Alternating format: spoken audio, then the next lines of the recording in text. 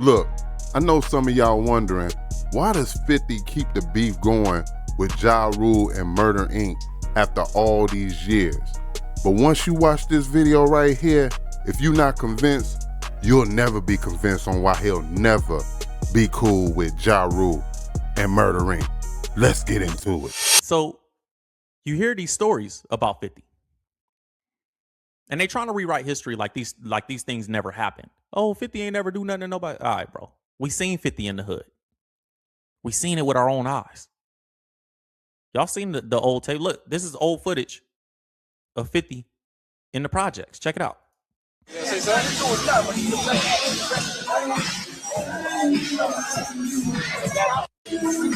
Do he look uncomfortable to y'all?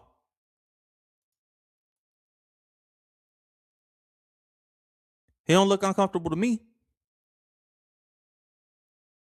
Y'all see it. I'm gonna mute it so the music don't get the stream taken down. But just check out the footage.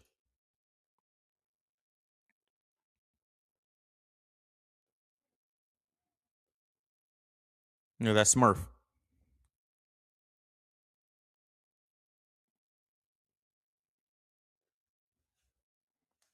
This is where Buck say he want 50 to go back and walk through, huh?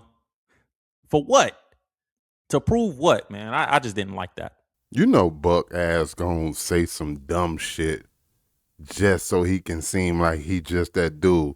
Now don't get me wrong, musically Buck is that dude, but you know, he pull a lot of felonious capers, man. Let's be real about it. I'm in the hood walking through it, cause you can't. Why would a dude who's damn near a billionaire need to be in the hood every day? What, so some bullshit can happen and he get caught up? I think not. I definitely wouldn't. But let's get back into it.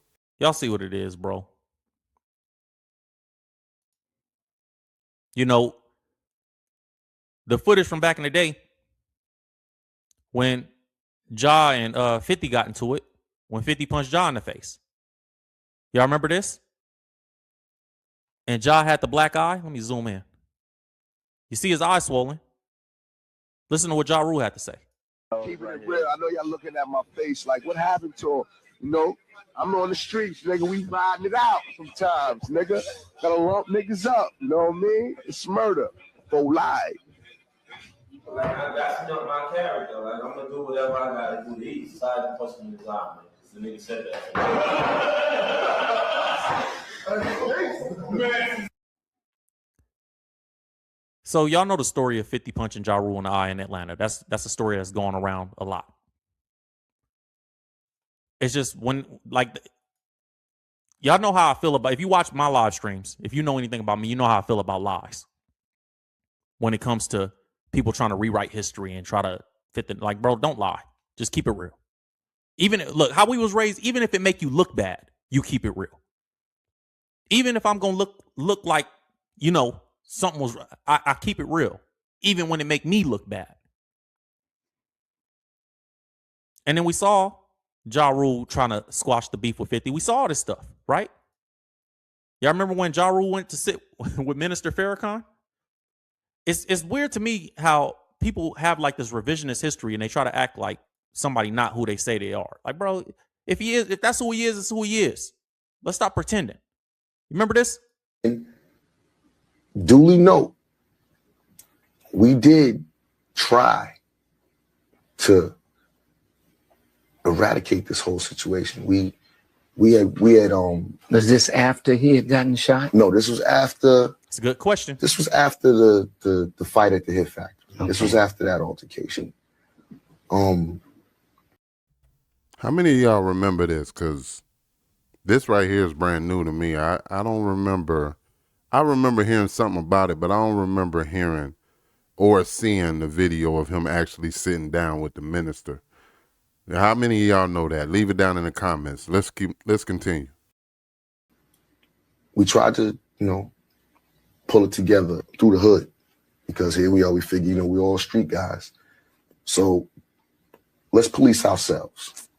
Let's call, you know, the heads of whatever street ghettos and then, you know, people that can bring us together, mutual people that could bring us together, and we'll sit down and we'll talk. We all showed up for the meeting. he never showed up for the meeting. So who was the person that was asked to pull the two of you together? I don't want to divulge those names Okay. out there You know like who it that. is.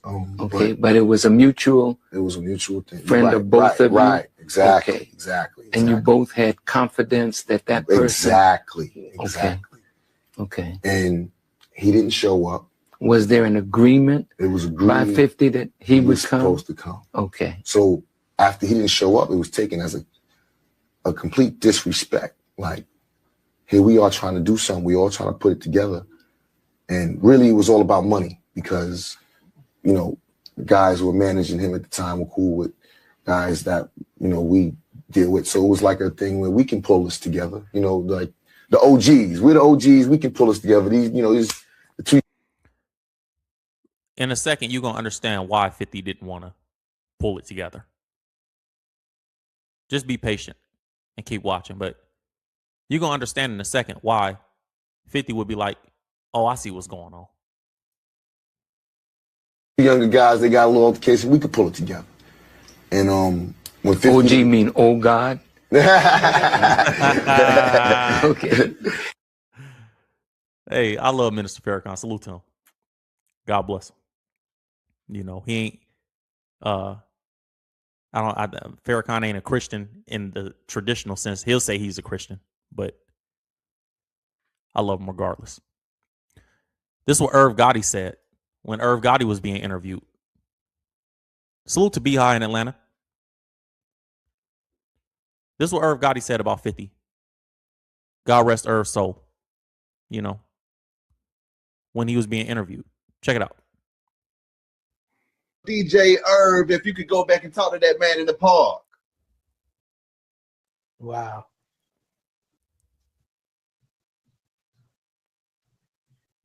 Wow. Here's the things that popped in my head. I would tell DJ Irv, when they tell you that the feds is coming, believe them, right? The other thing that I would probably tell young DJ Irv is, pay attention right here. Let Atlantic Records sign 50 Cent.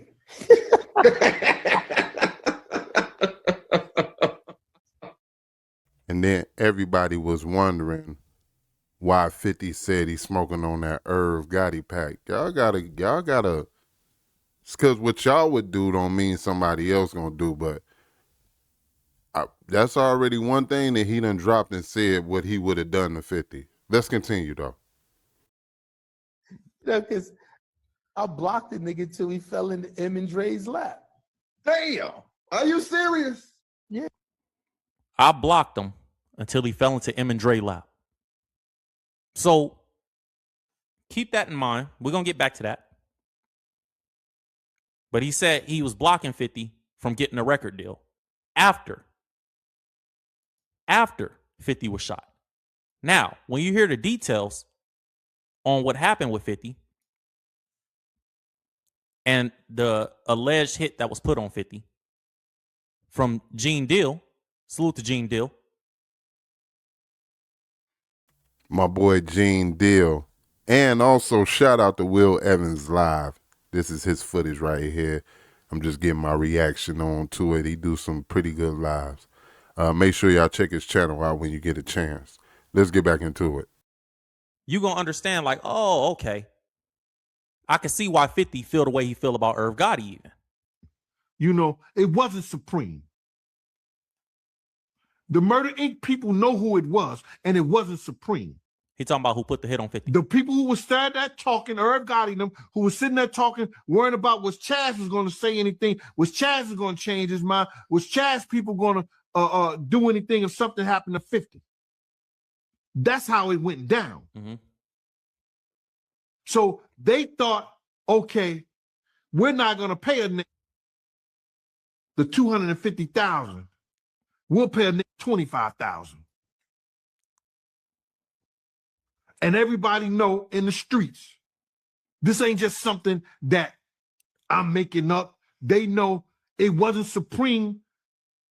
It was Irv Gotti and his people who put that on 50. That's why 50 hate them so much.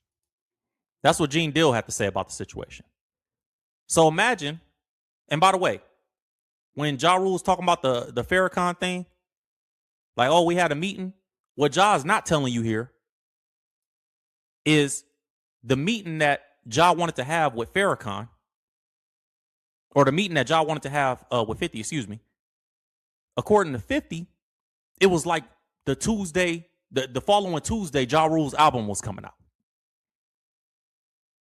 So think about that. Y'all want to have a meeting to squash and have peace, but then his album, Ja Rule album, come out next Tuesday. So y'all trying to squash it right before his album come out because you felt like 50 is damaging his rollout. So 50 didn't take it serious. Like, y'all not really trying to squash it. Y'all just want me to shut up. That's how allegedly the story goes. But then when you hear Gene Deal say that, like, it wasn't Supreme that put a bag on 50 to get him killed. According to Gene Deal, this was Irv Gotti. Now, I'm not about to confirm or deny none of that because I don't know. But this stuff is already out there. This is interviews that these people done. And I agree with him. I don't condone it. I don't know if he's guilty of it or not. But just looking at the history of it, kind of seems like you can kind of tell who did what. And then you understand, like I said, why 50 is just not rocking out with him like that no more. But let's continue. So we just gonna listen to what they have to say. Let's get back to what Irv was saying. Now imagine, put that in your mind before we keep going, so you'll understand 50 Cent's mindset. And let's keep going. Hear what Irv had to say. Yeah, labels would call me, and I was so hot with. I was just the hottest thing. So I'd be like, yo, if you fuck with him, I ain't fucking with you. And they'd be like, we ain't fucking with him then, Gotti. Forget it. So I said, imagine you try to get me killed. I survive. And then you still trying to, behind the scenes, do business stuff to keep me from succeeding in life. Like, so it's okay for you to try to step on me completely and destroy me in every single way. But when it don't work, and 50 come out on top, then it's like, oh, 50 chill. Nah, ain't no chill. Ain't no chill, bro. So they not, like, I couldn't imagine after that, you still trying to attack? 50 said previously that he was going to let it go. He was going to let all that go and just go where he felt like God blessed him. He got to deal with Eminem and Dre. There was no reason to keep attacking Ja Rule and them. He was just going to let it go because he didn't want him to feel like he bought a problem. So 50 was ready to move forward, but you still behind the scenes trying to block. Crazy.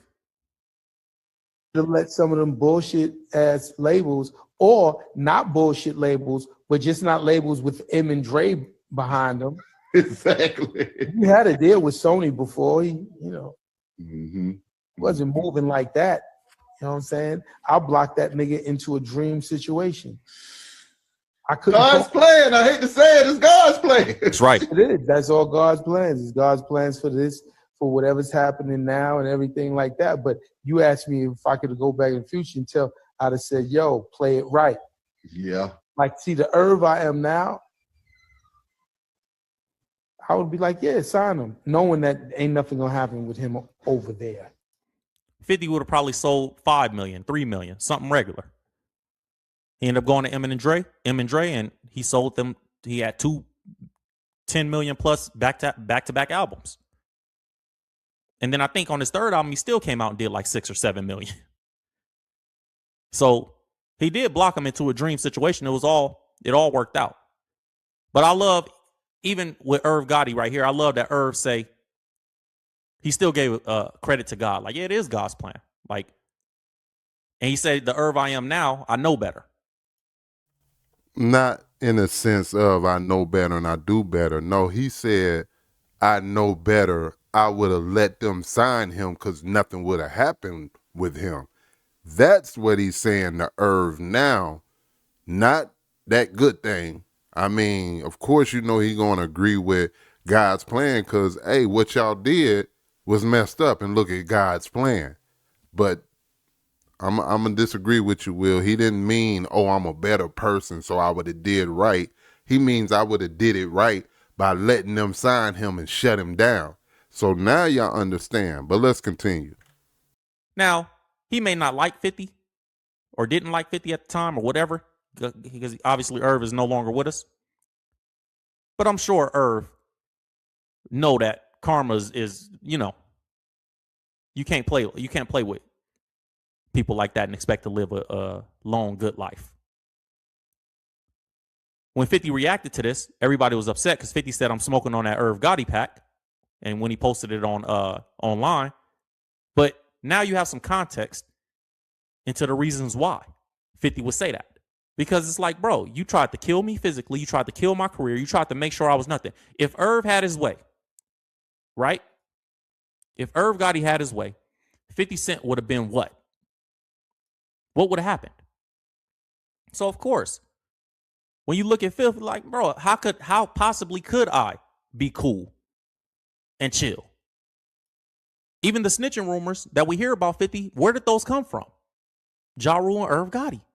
So you tried to assassinate my character, because everybody know how, if you're from the street, you know how I feel. Or you know the implication of somebody saying that you told. And in their generation, 50 in them generation, that was a death sentence.